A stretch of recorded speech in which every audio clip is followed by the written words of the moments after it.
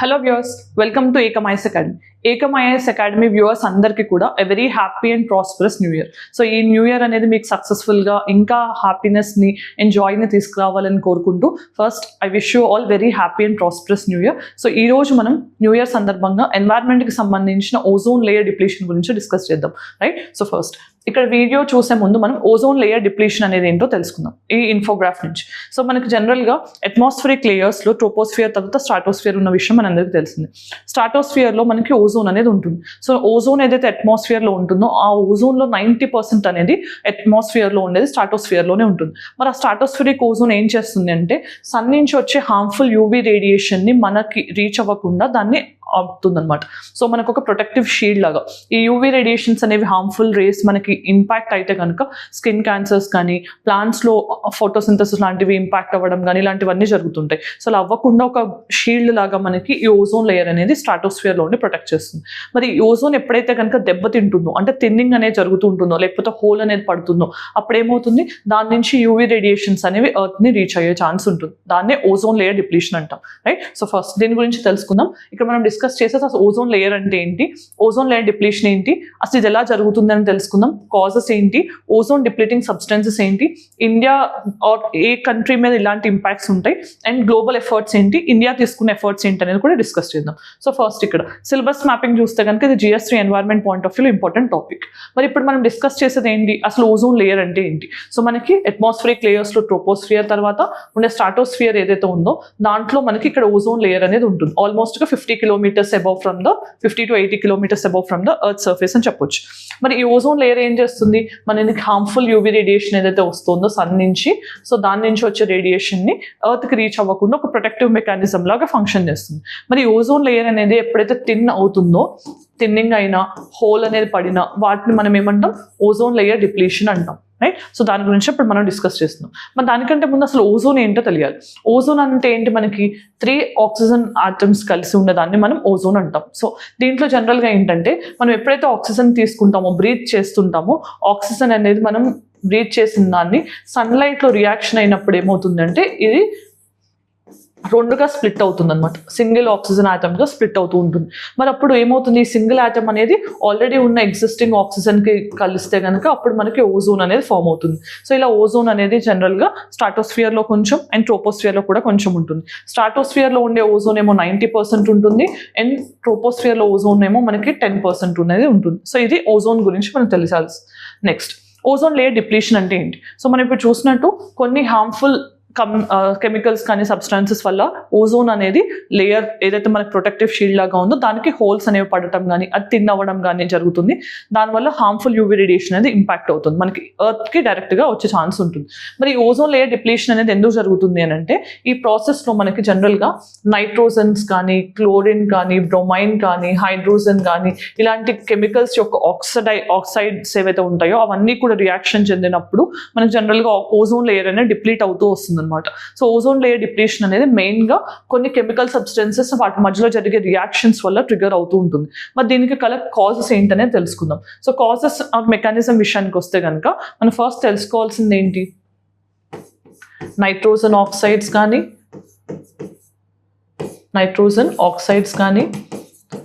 Hydrogen oxides,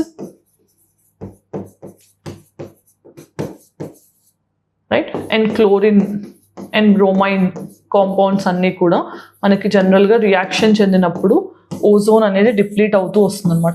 ఈ ozone అనేది deplete అయినప్పుడు మనకి ఓజోన్ డిప్లీషన్ అనేది జరుగుతుంది, రైట్? సో ఇది మెకానిజం. సో ఇప్పుడు మనం జనరల్గా దీని కాజెస్ ఏంటో డిస్కస్ చేద్దాం. న్యాచురల్ కాజెస్ ఏంటి. సో న్యాచురల్ కాజెస్ ఏంటి అంటే మనకి ఎప్పుడైతే వాల్కనిక్ ఎరప్షన్స్ అనేవి జరుగుతూ ఉంటాయో, వాల్కనిక్ ఎరప్షన్స్ జరిగినప్పుడు మనకి large amount of hydrogen oxides కానీ నైట్రోజన్ ఆక్సైడ్స్ కానీ క్లోరిన్ రిలేటెడ్ సబ్స్టెన్సెస్ కానీ ఇవన్నీ రిలీజ్ అవుతూ ఉంటాయి అనమాట. ఆ హాలోన్స్ కానీ ఫ్రీ రాడికల్స్ ఏవైతే ఉంటాయో అవి ఓజోన్ లేయర్తో ఇంటరాక్ట్ అయినప్పుడు అవి లేయర్ని విచ్ఛిన్నం చేయడానికి హెల్ప్ చేస్తాయి అనమాట. సో అలా మనకి ఇక్కడ వాల్కనిక్ ఎరప్షన్స్ అనేవి మేజర్ రీజన్గా చెప్పొచ్చు. అలా కాకుండా మ్యాన్ మేడ్ కాజెస్ కూడా ఎక్కువ ఉంటున్నాయి. సో న్యాచురల్ రీజన్స్ వల్ల కూడా ఓజోన్ డిప్లీట్ అవుతుంది, కానీ మ్యాన్ మేడ్ రీజన్స్ వల్ల ఫాస్ట్గా డిప్లీట్ అవ్వడం, ఎక్కువ అమౌంట్లో డిప్లీట్ అవ్వడం జరుగుతుంది. మరి మ్యాన్ మేడ్ రీజన్స్ అంటే ఏంటి. సో మన లైఫ్ స్టైల్ వాటిలో భాగంగా మనం రెఫ్రిజిరేటర్స్ని కానీ ఏసీస్ని కానీ ఫోమింగ్ ఏజెంట్స్ని లైక్ ప్లాస్టిక్ ఫోమింగ్ కానీ ఏరోజాల్స్ని కానీ ఇలాంటి వాటిని వాడినప్పుడు వీటి నుంచి ఎమిట్ అయ్యే కెమికల్ సబ్స్టెన్సెస్ కూడా ఓజోన్తో రియాక్ట్ అయినప్పుడు ఓజోన్ లేయర్ని డిప్లీట్ చేస్తున్నాయి. సో ఇవి మ్యాన్ మేడ్ రీజన్స్ అనమాట. నెక్స్ట్ మనం ఇక్కడ ఫస్ట్ మనం ఓజోన్ డిప్లీటింగ్ సబ్స్టెన్సెస్ గురించి డిస్కస్ చేయాలి. మరి సిఎఫ్సిస్ అంటే ఏంటి? ఈ క్లోరోఫ్లోరోకార్బన్స్ అనేవి సో నాన్ ఫ్లేమబుల్ సబ్స్టెన్సెస్ అనమాట, non reactive and non flammable substances, right? So non flammable కూడా. మరి ఇవి జనరల్గా ఎక్కడ యూస్ చేస్తుంటాము? రెఫ్రిజిరేటర్స్లో, ఏసీస్లో, వీటిలో యూస్ చేస్తూ ఉంటాం అనమాట. సో మనకి జనరల్గా వీటిల్లో ఇట్లా CFC11, CFC12, CFC 113, 114, right? So ఇలా మనకి 114, 115 ఇట్లాంటి డిఫరెంట్ సబ్స్టెన్సెస్ అనేవి ఉంటుంటాయి, రైట్? మరి వీటి జనరల్గా లైఫ్ టైం ఎంత ఉంటుందంటే ఒకసారి ఎమిట్ అయితే 20 years నుంచి 100 years వరకు దీని లైఫ్ టైం అనేది ఉంటుంది. సో మరి ఇలాంటి సిఎఫ్సిస్ ఏం చేస్తాయి? ఎక్కువగా ఓజోన్ లేయర్ డిప్లీట్ చేయడానికి వీటి వల్లనే మనకి ఎక్కువ లేయర్ ఓజోన్ అనేది డిప్లీట్ అయిందని చెప్పొచ్చు. సో నెక్స్ట్ మరి ఏంటి? సిఎఫ్సిస్ని మనం రీప్లేస్ చేయడానికి హెచ్సిఎఫ్సిస్ని తీసుకొచ్చామన్నమాట. సో సిఎఫ్సిస్కి కలిగినంత గ్లోబల్ వార్మింగ్ పొటెన్షియల్ హెచ్సిఎఫ్సిస్కి లేకపోయినా కూడా ఇవి కూడా ఓజోన్ డిప్లీషన్కి కారణం అవుతున్నాయి, రైట్? సో దాంతో పోలిస్తే అంత రేట్లో ఓజోన్ డిప్లీషన్ చేయనప్పటికీ కూడా ఇవి కూడా ఓజోన్ డిప్లీషన్ చేస్తున్నాయి. సో వీటిని కూడా మనం ఫేజ్ అవుట్ చేయాలని ఒక టార్గెట్ పెట్టుకున్నాం. సో ఈ హెచ్సిఎఫ్సిస్ అనేవి కూడా మనం రెఫ్రిజిరేటర్స్లో, ప్లాస్టిక్ ఏజెంట్స్లో కానీ, ఫోమింగ్ కానీ, ఏరోజాల్స్ పాయింట్ ఆఫ్ వ్యూలో కానీ యూస్ చేస్తూ ఉంటారు ఎక్కువగా. హైడ్రోక్లోరోఫ్లోరోకార్బన్స్. దెన్ మనం nitrogen oxides. So nitrogen oxides అంటే ఫర్ ఎగ్జాంపుల్ లాఫింగ్ గ్యాస్ కానీ, మనం డెంటిస్ట్ ఏమో సెడేటివ్గా యూస్ చేస్తుంటారు. ఇలాంటివన్నీ కూడా జనరల్గా ఓజోన్ లేయర్ డిప్లీషన్కి కారణం అవుతాయి. అండ్ హాలోన్స్ అనేవి. సో మనకి హాలోన్స్ అనేవి ఏంటి? రెఫ్రిజరెంట్స్లో ఎక్కువగా యూస్ చేస్తుంటాము. తర్వాత మీథైల్ బ్రోమైడ్స్. ఇవేంటి అంటే మనం జనరల్గా రెఫ్రిజిరేటర్స్తో పాటు మనం జనరల్ కూలెంట్స్గా యూస్ చేస్తుంటాం అనమాట. కూలెంట్స్గా కానీ, పెస్టిసైడ్స్గా కానీ ఎక్కువగా యూస్ చేస్తుంటారు. అండ్ కార్బన్ టెట్రాక్లోరైడ్, ఇదేమో ఇండస్ట్రియల్ అప్లికేషన్స్లో సాల్వెంట్గా యూస్ చేస్తుంటారు. ఇలా ఇవన్నీ కూడా ఓజోన్ డిప్లీషన్కి కారణమయ్యే సబ్స్టెన్సెస్ అనమాట. డిఫరెంట్ ప్రాసెసెస్లో ఇవి రిలీజ్ అవుతూ ఉంటాయి. మరి ఇక్కడ ఓజోన్ లేయర్ డిప్లీషన్ అనేది జరిగితే హ్యూమన్స్ మీద ఎలాంటి ఇంపాక్ట్ ఉంటుంది అంటే స్కిన్ ఎలర్జీస్ రావడం కానీ, స్కిన్ క్యాన్సర్స్ రావడం కానీ, కార్సినోమా రావడం కానీ ఇలాంటివన్నీ మనకి మెయిన్గా కనిపిస్తూ ఉంటాయి. దాంతోపాటు ఏంటి? ప్లాంట్స్ మీద ఇంపాక్ట్ ఎలా ఉంటుంది అంటే మనకి ఫోటోసింథసిస్ అనేది తగ్గుతూ ఉంటుంది, అంటే ఇన్హిబిట్ అవుతూ ఉంటుంది. దాంతోపాటు మనకి బయోజియో కెమికల్ సైకిల్స్ అనేవి మారుతూ ఉంటాయి. దాని తర్వాత ప్లాంట్స్లో న్యూట్రిషనల్ ఇంటేక్ కానీ ఇవన్నీ కూడా ఆల్టర్ అవుతూ ఉంటాయి అనమాట. సో అది ప్లాంట్స్ మీద ఇంపాక్ట్. సో దాని తర్వాత ఎక్వాటిక్ ఎకోసిస్టమ్ మీద ఎలాంటి ఇంపాక్ట్ ఉంటుంది? సో ఎక్వాటిక్ ఎకోసిస్టమ్లో మనకి ఆర్గానిక్ మ్యాటర్ ఏదైతే జనరల్గా అక్యుములేట్ అవుతూ ఉంటుందో దానిలో కూడా చేంజెస్ వస్తూ ఉంటాయి. ఫైటో ప్లాంక్టన్ ప్రొడక్షన్ అనేది ఇంపాక్ట్ అవుతూ ఉంటుంది. దాంతోపాటు మనకి ఓషన్ అట్మాస్ఫియర్లో ఉన్న, మెరైన్ ఎన్వైర్న్మెంట్లో ఉన్న సబ్స్టెన్సెస్ అనేవి కూడా చేంజ్ అవుతూ ఉంటాయి. దానివల్ల మెరైన్ ఎకోసిస్టమ్ కూడా దెబ్బతింటూ ఉంటుంది. సో ఇలా ఎక్వాటిక్ ఎకోసిస్టమ్ మీద కూడా సిగ్నిఫికెంట్ ఇంపాక్ట్ అనేది చూపిస్తుంది. మరి ఇక్కడ బయోజియో కెమికల్ సైకిల్స్ అంటే ఏంటి? సో మనకి జనరల్గా nitrogen cycle, carbon cycle, hydrological cycle, వీటినేమో అట్మాస్ఫిరిక్ సైకిల్స్ అంటాం. సల్ఫర్ అండ్ ఫాస్ఫరస్ వాటినేమో మనం జనరల్గా సాయిల్ నుంచి జరుగుతుంటాయి కాబట్టి మనం వాటిని డిఫరెంట్ కేటగిరీ ఆఫ్ సైకిల్స్గా కన్సిడర్ చేస్తాం, రైట్? సో వీటిల్లో కూడా ఇంపాక్ట్ అనేది ఎలా ఉంటుందంటే కెమికల్ కంపోజిషన్ అనేది అట్మాస్ఫియర్లోకి రిలీజ్ అయ్యే వాటిని బట్టి ఈ జియోకెమికల్ సైకిల్స్ కూడా ఆల్టర్ అవుతాయి. సో మనకి తెలిసిందే కార్బన్ సైకిల్ అయినా, హైడ్రోలాజికల్ సైకిల్ అయినా ఎంత ఇంపార్టెంట్ అనేది. సో ఆ చేంజెస్ అనేవి జరిగితే మొత్తం ఇంపాక్ట్ అనేది మనకి సబ్స్టెన్సెస్ మీద కాకుండా వాటర్ మీద కానీ, లేకపోతే అట్మాస్ఫియర్ మీద కానీ, బయోస్ఫియర్ మీద కానీ, హ్యూమన్స్ మీద కానీ కనిపిస్తుంది. సో ఇలా డిఫరెంట్ ఇంపాక్ట్స్ అనేవి ఉంటాయి. దెన్ అసలు మన గ్లోబల్ ఎఫర్ట్స్ ఏంటి? మనం ఓజోన్ లేయర్ డిప్లీషన్ ఆపడానికి మనం తీసుకున్న ఎఫర్ట్స్ ఏంటి అంటే ఫస్ట్ వన్ వియన్నా కన్వెన్షన్. మరి వియన్నా కన్వెన్షన్ అనేది మనం ఎప్పుడు సైన్ చేసాం? 1985లో సైన్ చేసాం. కానీ ఇది ఎప్పుడు అమల్లోకి వచ్చింది? 1988లోకి అమల్లోకి వచ్చింది, రైట్? కన్వెన్షన్ అంటే ఏంటి? మనకి ఎప్పుడైతే large intergovernmental treaty or అగ్రిమెంట్గా చెప్పొచ్చు, ఎప్పుడైతే లార్జ్ ఆబ్జెక్టివ్తో మనం ఒక పర్టికులర్ థింగ్ని అచీవ్ చేయాలనుకున్నప్పుడు కన్వెన్షన్ సైన్ చేస్తాం. దాంట్లో కూడా స్పెసిఫిక్ థింగ్స్ని టార్గెట్ చేయడానికి ఏం చేస్తాం? ప్రోటోకాల్స్ సైన్ చేస్తాం. సో అలా వియన్నా కన్వెన్షన్ అనేది ఓజోన్ డిప్లీటింగ్ సబ్స్టెన్సెస్ ఏవైతే ఉన్నాయో వాటిని తగ్గించడానికి స్టార్ట్ చేసిన కన్వెన్షన్ అనమాట. మరి మాంట్రియల్ ప్రోటోకాల్ అంటే ఏంటి? సో మాంట్రియల్ ప్రోటోకాల్ అనేది వియన్నా కన్వెన్షన్లో భాగంగా మనం ఎస్పెషల్లీ ఓజోన్ డిప్లీటింగ్ సబ్స్టెన్సెస్ ఏవైతే ఉన్నాయో వాటిని ఫేజ్ అవుట్ చేయడానికి తీసుకొచ్చిన ప్రోటోకాల్ అనమాట. మరి ఇక్కడ ఓజోన్ డిప్లీటింగ్ సబ్స్టెన్సెస్ అంటే ఏంటి? సిఎఫ్సిస్ అవ్వచ్చు, హెచ్సిఎఫ్సిస్ అవ్వచ్చు, హాలాన్స్ అవ్వచ్చు, మీథైల్ బ్రోమైడ్స్ అవ్వచ్చు, వీటన్నిటిని అంటే క్లోరిన్ ఫ్రీ రాడికల్స్ కానీ ఇవన్నీ తగ్గించడానికి మనం తీసుకొచ్చిన ప్రోటోకాల్ ఏంటి అంటే మాంట్రియల్ ప్రోటోకాల్. మరి దీన్ని ఎప్పుడు తీసుకొచ్చాం? 1987లో తీసుకొచ్చాం. సో ఇది యుఎన్ పరిధిలో యూనివర్సల్ రాటిఫికేషన్ చెందిన ఓన్లీ ఒక ఎన్వైరన్మెంటల్ కన్వెన్షన్ ఏంటి అంటే అది Montreal protocol. So Montreal protocol అనేది యూనివర్సల్ రాటిఫికేషన్ పొందిన ఇంపార్టెంట్ ఎన్వైరన్మెంటల్ కన్వెన్షన్ ఆర్ ప్రోటోకాల్గా చెప్పొచ్చు, రైట్? దెన్ మరి ఇక్కడ కిగాలి అమెండ్మెంట్ అనేది ఉంది. సో ఈ కిగాలి అమెండ్మెంట్ అంటే ఏంటి అనేది తెలుసుకోవాలి. సో మనకి కిగాలి అమెండ్మెంట్ దేనికి చేశారు? మాంట్రియల్ ప్రోటోకాల్కి చేశారు. మరి కిగాలి అమెండ్మెంట్ కాకుండా ఇంతకుముందు మనకి ఎలాంటి అమెండ్మెంట్స్ జరిగాయి అంటే లండన్ జరిగింది, కోపెన్హాగన్లో ఒక అమెండ్మెంట్ అనేది జరిగింది, తర్వాత మాంట్రియల్లో ఇంకొక అమెండ్మెంట్ అనేది జరిగింది, దాని తర్వాత మనకి బ్రిటన్ సంబంధించిన అమెండ్మెంట్ అనేది ఒకటి జరిగింది, అండ్ ఫైనల్లీ కిగాలి, రైట్. సో ఇలా మనకి డిఫరెంట్ అమెండ్మెంట్స్ అనేవి జరిగాయి అనమాట. సో ఇక్కడ మెయిన్గా మనం గుర్తుపెట్టుకోవాల్సింది అన్నిటికంటే ముందు ఇంపార్టెంట్గా 2016లో కిగాలి అమెండ్మెంట్ అనమాట. సో ఈ కిగాలి అమెండ్మెంట్ ఏంటి? సో మనం ఆల్రెడీ చూసాం, CFCsని రీప్లేస్ చేయడానికి HCFCsని తీసుకొచ్చాం. సో ఈ HCFCs రెండు కూడా ఓజోన్ డిప్లీటింగ్ సబ్స్టెన్సెస్. మరి ఈ ఓజోన్ని డిప్లీట్ చేస్తున్నాయి కాబట్టి ఏం చేస్తాం, వీటిని రీప్లేస్ చేయడానికి హైడ్రోఫ్లోరోకార్బన్స్ HFCsని తీసుకొచ్చాం అనమాట.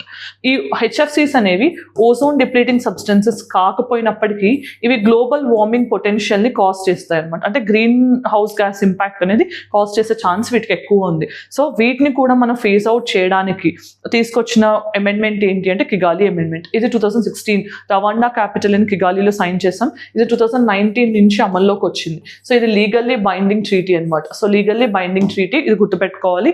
అండ్ కిగాలి అమెండ్మెంట్లో మెయిన్ టార్గెట్ ఏంటి? HFCsని. HFCsలో మనం ఎంతైతే ఎమిట్ చేస్తున్నామో ఆ టైంకి దాంట్లో 2047 కల్లా 80% ఆఫ్ HFCs ఏవైతే ఉన్నాయో వాటిని కంప్లీట్గా మనం ఫేస్ అవుట్ చేయాలి అనే దానికి కిగాలి అమెండ్మెంట్ తీసుకురావడం జరిగింది, రైట్. సో మన ఇండియాస్ ఎఫర్ట్స్ ఏంటి అంటే మనం వియన్నా కన్వెన్షన్ ఏమో 1991లో రాటిఫై చేసాం. తర్వాత మాంట్రియల్ ప్రోటోకాల్ని కూడా మనం 1992లో సైన్ అండ్ రాటిఫై చేయడం జరిగింది. మరి రీసెంట్ టైమ్స్లో మనం కిగాలి అమెండ్మెంట్ అనుకున్నాం కదా, సో దీన్ని కూడా ఇండియా 2021లో సైన్ చేసి రాటిఫై కూడా చేసింది. అంటే మనం ఇంపార్టెంట్ కన్వెన్షన్స్ ఏవైతే ఓజోన్ డిప్లీషన్కి సంబంధించి ఉన్నాయో వాటన్నిటిని రాటిఫై చేసాం, సైన్ కూడా చేసాం. మరి వీటితో పాటు మనం ఏం చేస్తున్నాము అంటే 2024-26 ఈ టైంలో మన HFCs ఎంతైతే ఉన్నాయో, అంటే మనం ఎంత ఎమిషన్స్ చేస్తున్నామో HFCs. సో ఈ HFCs ఏంటి? ఓజోన్ డిప్లీటింగ్ సబ్స్టెన్సెస్ కాకపోయినప్పటికీ కూడా ఇవి గ్లోబల్ వార్మింగ్ పొటెన్షియల్ని కలిగి ఉన్నవి, రైట్. సో మరి HFCsని మనం ఫేస్ అవుట్ చేయాలని టార్గెట్ పెట్టుకున్నాం కాబట్టి అట్లీస్ట్ ఈ స్కేల్ ఆఫ్ ఎమిషన్స్ అంటే 2024-26 టైంలో ఎంత HFCs ఎమిట్ చేస్తున్నామో వాటిలో 15% అనే వాటిని మనం 2047 కల్లా డిక్రీజ్ చేయాలి అని కూడా ఇండియా టార్గెట్ పెట్టుకుందనమాట. దాంతోపాటు ఒక డెడికేటెడ్ ఓజోన్ సెల్ అనేది కూడా ఇండియా ఎస్టాబ్లిష్ చేసింది. మరి ఓజోన్ సెల్ అనేది ఎక్కడ ఉంటుంది అని అంటే ministry of environment, forest and climate change point వాళ్ళ పరిధిలో UNDP సహకారంతో ఇది ఫంక్షన్ చేస్తూ ఉంటుంది. ఈ డెడికేటెడ్ ఓజోన్ సెల్ అనేది కూడా ఇండియన్ గవర్నమెంట్ ఎస్టాబ్లిష్ చేసుకోవడం జరిగింది. నెక్స్ట్, ఇప్పుడు good ozone and bad ozone అంటే ఏంటో తెలుసుకుందాం. సో గుడ్ ఓజోన్ అంటే ఏంటి? ఏదైతే మనకి మంచి చేస్తుందో. మరి ఈ ఓజోన్ ఎక్కడ ఉంది? స్ట్రాటోస్ఫియర్లో ఉంది. సో స్ట్రాటోస్ఫియర్లో ఉండేది గుడ్ ఓజోన్గా చెప్పొచ్చు. సో ఆల్మోస్ట్గా అట్మాస్ఫిరిక్ ఓజోన్లో 90% ఇలానే ఉంది. మరి బ్యాడ్ ఓజోన్ అంటే ఏంటి? మనకి ట్రోపోస్ఫియర్లో ఉంటుంది, అది బ్యాడ్ ఓజోన్. సో ఇది ఎంత ఉంటుంది? 90% ఉంటుంది. ఇదేమో మనకి UV రేడియేషన్ నుంచి ప్రొటెక్ట్ చేస్తుంది. ఇదేమో మనకి ఒక పొల్యూటెంట్ అనమాట. ఇది ఒక pollutant. So A type of pollutant? అది సెకండరీ పొల్యూటెంట్. సెకండరీ పొల్యూటెంట్ అంటే డైరెక్ట్గా ఎమిట్ అవ్వదు, బట్ ప్రైమరీ పొల్యూటెంట్స్ ఏవైతే ఉంటాయో వాటి మధ్యలో రియాక్షన్ చెందినప్పుడు ఫామ్ అయ్యేదే సెకండరీ పొల్యూటెంట్ అనమాట. సో మనకు అలా ఫామ్ అయ్యే సెకండరీ పొల్యూటెంట్ ఏంటి? Tropospheric ozone. ఇది పొల్యూటెంట్. సో పొల్యూషన్ని కాజ్ చేస్తుంది. సో అది బ్యాడ్ ఓజోన్ అనమాట, రైట్. సో ఇప్పుడు ఒకసారి మనం ప్రాక్టీస్ క్వశ్చన్ చూద్దాం. Consider the following statements. First one, chlorofluorocarbons are known as ozone depleting substances. ఇవి ఎక్కడ యూజ్ చేస్తారు? సో ఆప్షన్స్ చూడండి ఇక్కడ. ఇవి 1, 2, 3 and 4. మరి వీటిలో మనం ఎక్కడైతే క్లోరోఫ్లోరోకార్బన్స్ యూజ్ చేస్తున్నామో అనేది మీకు తెలిస్తే ఆన్సర్ కామెంట్ సెక్షన్లో చెప్పండి, రైట్. దెన్ ఈరోజు mains question, discuss the importance of ozone in the earth's atmosphere and the challenges posed by the depletion of ozone. What steps have been taken at the global and national levels to protect the ozone layer. So మరి వీటిలో మనం important measures ఏం suggest చేయాలి ozone layer depletion ఆపడానికి అనేది answer చేయడానికి try చేయండి. మరి ఈరోజు ఈ వీడియోలో మనం ఓజోన్ లేయర్ డిప్లీషన్ గురించి డిస్కస్ చేసాం. సో మీకు ఇలాంటి ఇన్ఫర్మేటివ్ టాపిక్స్ గురించి వీడియోస్ కావాలి అనిపిస్తే అవి కూడా కామెంట్ సెక్షన్లో చెప్పండి.